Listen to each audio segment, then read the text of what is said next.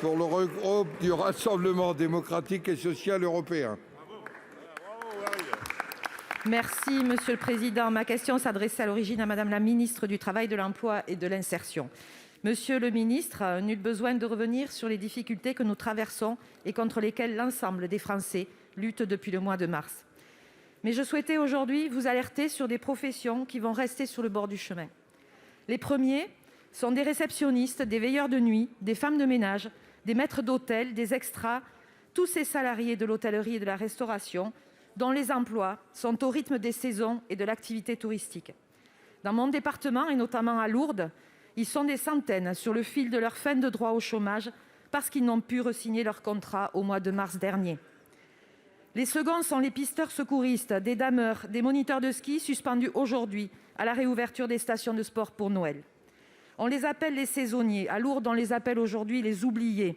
Et ils sont le maillon essentiel de notre économie touristique et de montagne. Ils ont tous, comme nous, hier soir, entendu le président de la République, et je le cite, « Les saisonniers, les extras qui n'ont plus d'engagement depuis le mois de mars trouveront une réponse exceptionnelle à leur situation. » Aussi, Monsieur le ministre, entre les milliers de saisonniers qui n'ont pu retrouver une activité et qui arrivent en fin de droit, et ceux qui ne retrouveront une activité au mieux qu'en janvier, quelle réponse d'urgence comptez-vous apporter pour traduire les engagements du président de la République ? Les saisonniers auront-ils droit à une recharge automatique de leurs droits afin de survivre dans une situation qui risque d'être durable ?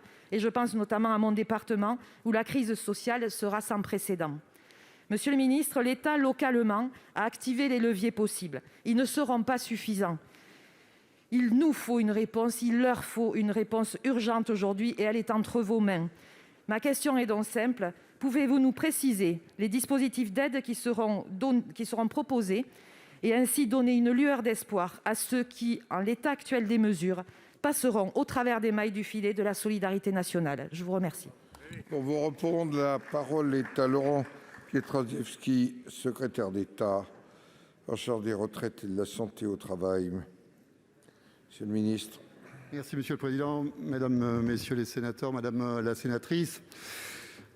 Vous avez rappelé tout à l'heure les propos du président de la République dans son allocution d'hier soir et vous avez raison de préciser qu'il a évoqué la situation des saisonniers, des extras, des réceptionnistes, tous ces Français et Françaises qui font partie de ces saisonniers que vous avez évoqués, que vous connaissez bien dans votre territoire.